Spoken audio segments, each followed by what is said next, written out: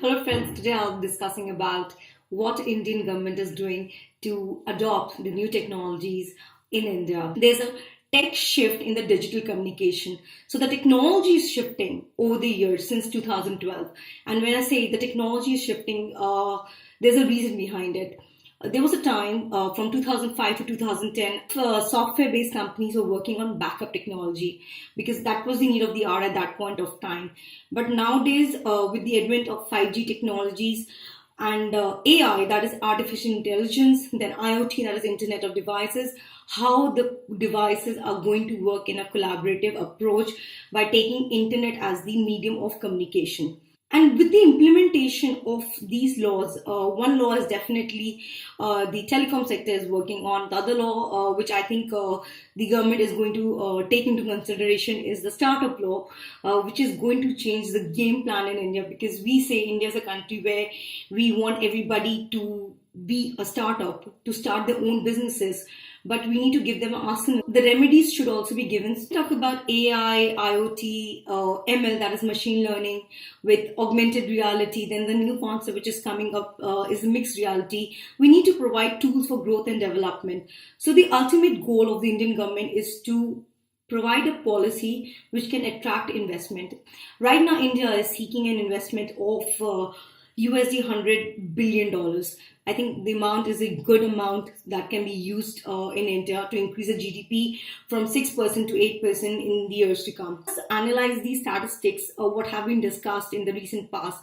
The digital economy is going to reach $1 trillion by 2025, and that day is not far when we talk about the digital economy is going to take over the current way of doing business, and that's going to increase 10% of broadband usage, which will lead to 1% increase in GDP. So with every 10% increase in broadband usage and penetration in tier 2 and tier 3 cities, so there would be increase in GDP. So every 10% means 1% increase in GDP, and I think that's a good move.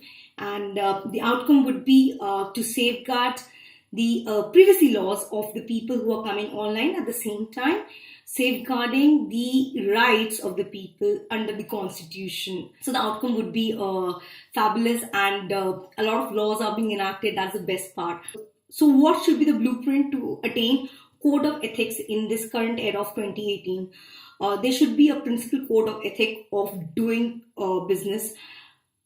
To bear the fruit of integrity, you have to work with a checklist, like ABC checklist should be done. This itself should be very simple, because the more simpler the business is, the easier it is for the consumer to understand.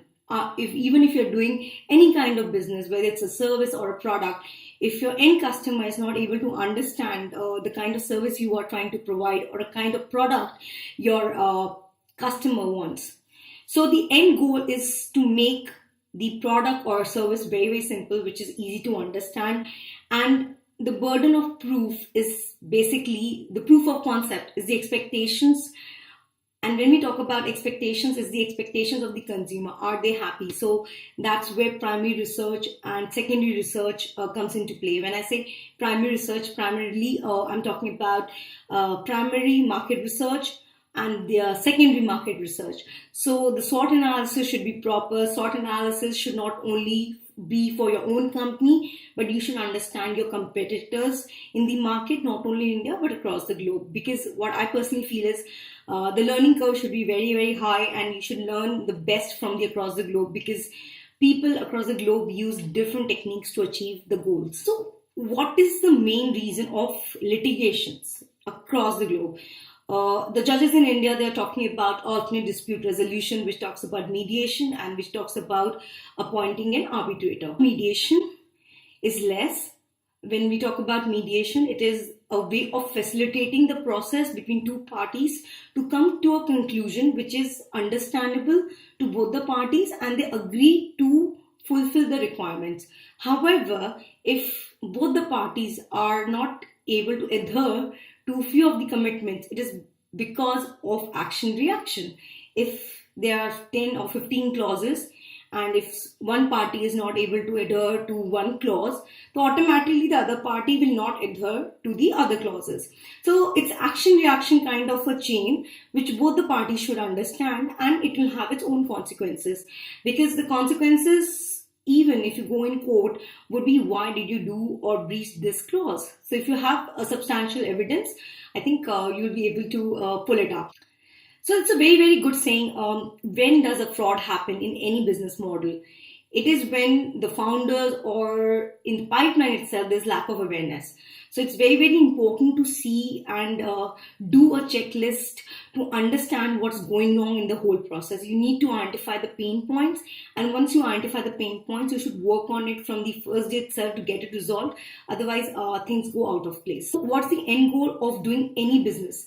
The end goal of doing any business is to disrupt the market, and India is a market for everyone. India has a population of 1.35 billion people, and disrupting an emerging market is the need of the hour, because if you're able to disrupt the market and if you are the first mover, you will have that advantage. However, for disrupting any emerging market, you need to have a clarity and you need to have proactive approach. When I talk about proactive approach means if we talk about doing business, if you think there's a proactive strategy which can be implemented, in my personal belief, you should go and talk to the government authorities. The best part in India right now is there are authorities, they listen to you, because when you talk about a common pain point which is applicable to 1.35 billion people, those points are taken into consideration. That's the best part. And the second part is once a proactive strategy is incorporated in the laws, foreign investors have confidence in India. So indirectly, we are increasing the GDP of India by enacting good laws which are strong enough and which are speedy enough to get justice. When we talk about funding, for any kind of funding, the environment should be very conducive enough. At the end of the day, time is of essence.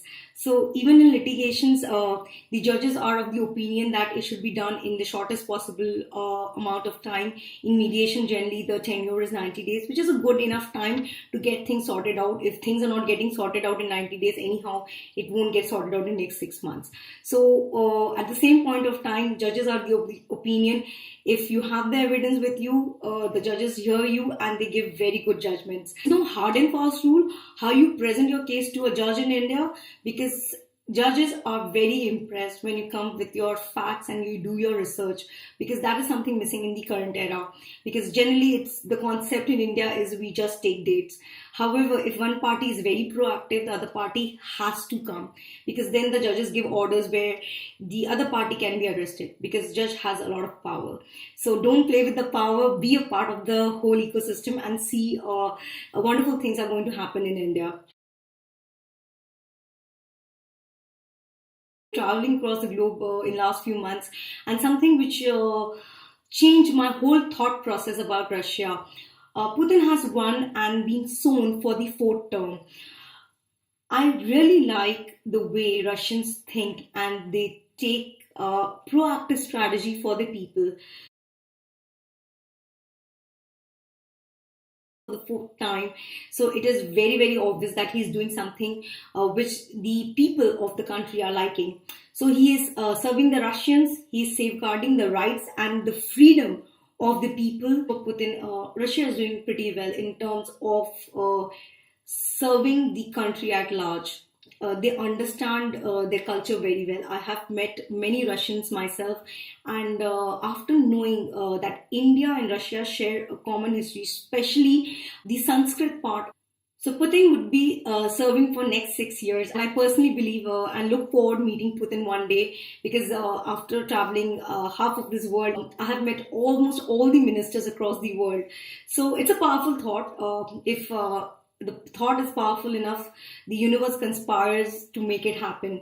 And when we talk about a powerful thought, it changes your situation, it changes your attitude towards life.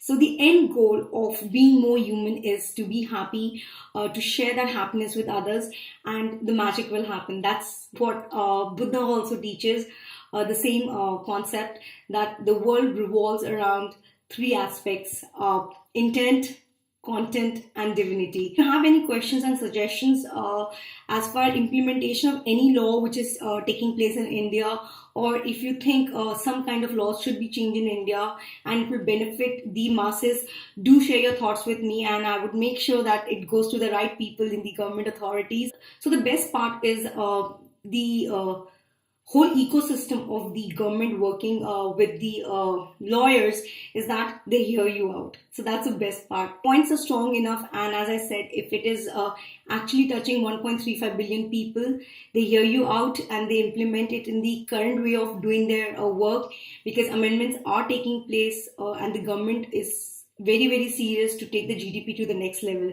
Having said that, have a great day ahead. Bye bye.